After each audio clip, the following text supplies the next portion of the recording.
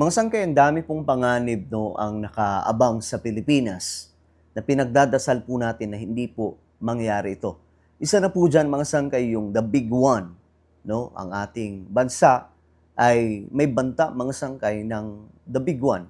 No? At katakot-takot po ito, especially ngayon, mga sangkay, nakikita po natin yung paggalaw ng kalupaan sa mga raming mga bansa.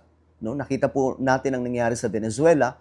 At ito po sana ay maging babala sa ating lahat, mga sangkay, na mas lalong pag-igihan ang pananalangin, pagdarasal at pananampalataya at relasyon sa ating Panginoon at layuan ang anumang hindi magandang gawain, mga sangkay, na magiging dahilan sa posibleng malaking trahedya na mangyayari sa ating bansa.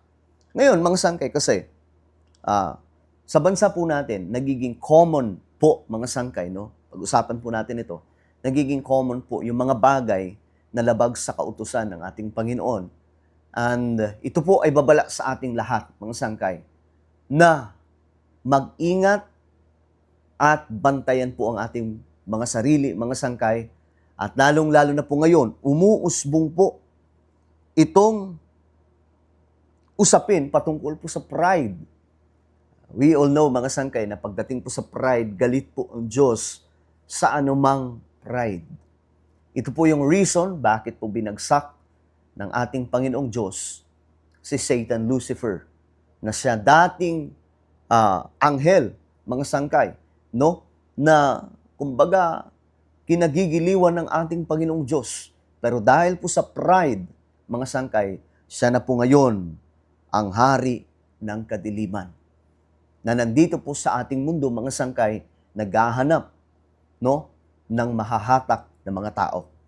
Ngayon, mga sangkay, may mahalaga po tayong pag-uusapan, alright? Pero bago po tayo magtuloy-tuloy, sa mga hindi pa po dyan nakakapag-subscribe sa ating YouTube channel, makikita nyo po yung subscribe button sa baba ng video na to. I-click nyo lamang po yung subscribe, i-click ang bell, at i-click nyo po yung all. Sa mga nanonood po sa Facebook, i-follow nyo po yung ating Facebook page. So, eto, nakita ko ang balita, mga sangkay, ito. Sabi po kasi sa balita, biggest in Southeast Asia. Ayan. Anong mayroon dyan, mga sangkay? Reports state that around 300,000 people went to UP Diliman in Quezon City for the yearly Love Laban Pride Festival, which organizers continuously name as the largest annual Pride event in Southeast Asia, surpassing even Pride events in Thailand, where same-sex marriage is legal. So marami po, mga sangkay, ang sumama sa event na ito. And this is a warning to all Christians, no? Hindi na po bago sa ating lahat ang ganitong klaseng nangyayari. Dahil alam naman po natin lahat that we are living in the last days. No. Pero ipagdasal po natin ang ating bansa.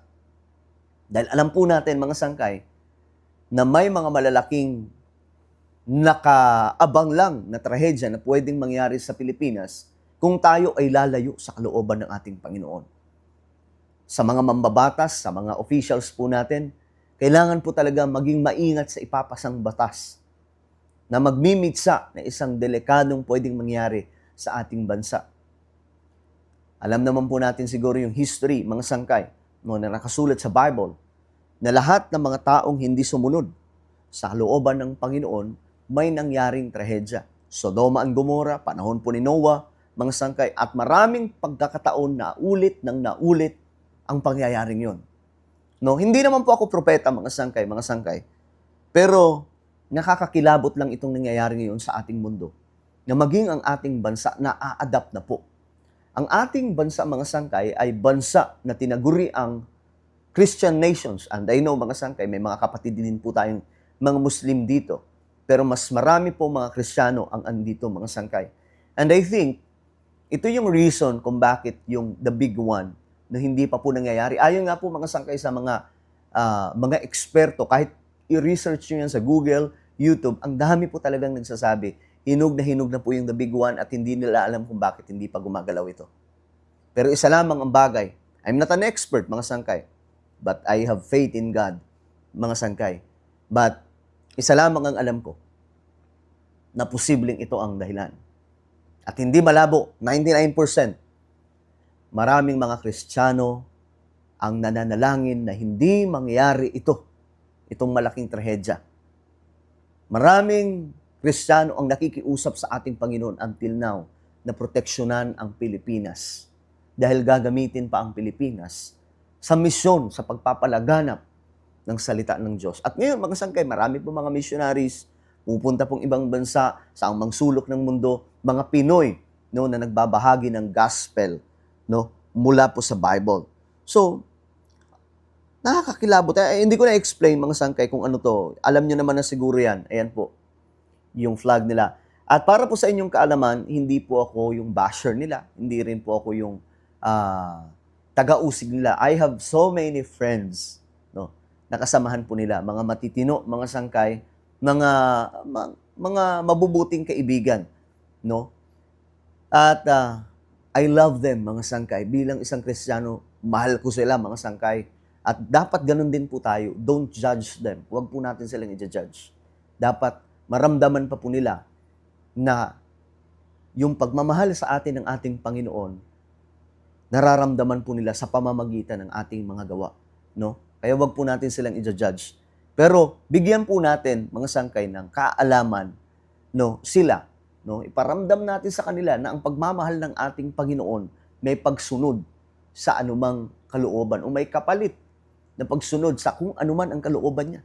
Dahil maraming beses nang nangyari, mga sangkay, na dahil po sa pagsuway ng tao sa ating Panginoon, nangyari po yung tragedy. Alright? At alam niyo, ang sabi ng Bible, mga sangkay, sa 2 Chronicles chapter 7 verse 14, ayan, no, basahin po natin. The Bible says, "Ngunit kung ang bayang ito na nagtataglay ng aking karangalan ay magpapakumbaba, mananalangin, hanapin ako at talikuran ang kanilang kasamaan, papakinggan ko sila mula sa langit, patatawarin ko sila sa kanilang mga kasalanan at muli kong pasasaganain ang kanilang lupain." Ito yung pangako ng ating Panginoong Diyos, no? Na kung tayo ay babalik sa Kanya, no? Magpapakumbaba, tahanapin ang Kanyang presensya, tatalikuran ang ating mga kalikuan, kasalanan, ang Diyos ay magpapala sa isang bayang nanganganib. No? So, ako naniniwala, mga sangkay, na blessed ang Pilipinas. No? Dito sa ating bansa, hindi po mahigpit ang batas pagdating po sa relihiyon, pagdating sa pagsamba, pagdating sa mga churches. Doon pa lang, we are blessed. Dahil ganun po ang kalayaan na tatamo po natin ngayon, mga sangkay. Hindi po tulad sa iba na kailangan pa po nilang pumunta sa ilalim ng lupa para lamang po magdasal, magbasa ng Bible, mag-pray, mag-worship. Pero tayo dito, kahit saan, mga sangkay, po pwede. No? And we are blessed. Pero, mga sangkay, mag-iingat po tayo. Sa kalayaang ito, hindi po pwedeng mamugad ang plano ni Satan, Lucifer, na sirain ang ating bayan, no, sirain ang ating bansa. May mga trahedya na andyan lang, no? May mga paparating na mga tragic events na hindi po natin kayang takasan, pero kayang-kaya po nating pigilan sa pamamagitan ng pananalangin. No? The big one man yan o ano pa man yan, kaya pong pigilan. Pero wag po natin aabusuhin ang ating Panginoong Diyos. Dahil kapag inabuso po natin ang kanyang grasya at ang kanyang mercy, baka hindi po natin mamalayan na nangyayari na ang trahedya.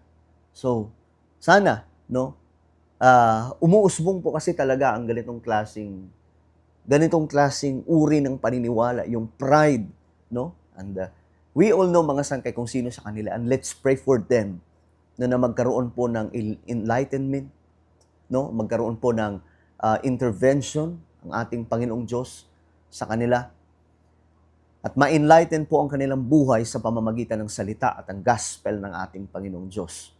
No? Na sabi ng Bible, if you love me, keep my commandments. Hindi po ang Diyos ang susunod sa anumang kagustuhan natin. Tayo ang susunod sa kung anong kalooban ng Diyos. Dahil walang mawawala sa Diyos kung hindi tayo susunod sa Kanya. Pero kung tayo ang hindi susunod sa Kanya, may mawawala sa atin. Ano yun? Yun yung security, assurance, salvation, at marami pa pong iba na benepisyo, mga sangkay, kung tayo ay may Diyos. Alright? So, ipagdasal po natin ang ating bansa. Ang dami po ngayong nangyayaring trahedya. Kinakabahan nga po ako kasi kasama po tayo sa Ring of Fire eh. No? Ang daming mga bansa ngayon ang nililindol at maraming trahedya na nagaganap sa Europe. No? At sa Pilipinas, mga sangkay, thank God kasi kahit papaano walang ganon. Pero nakakatakot pa rin kung mangyayari yun sa atin.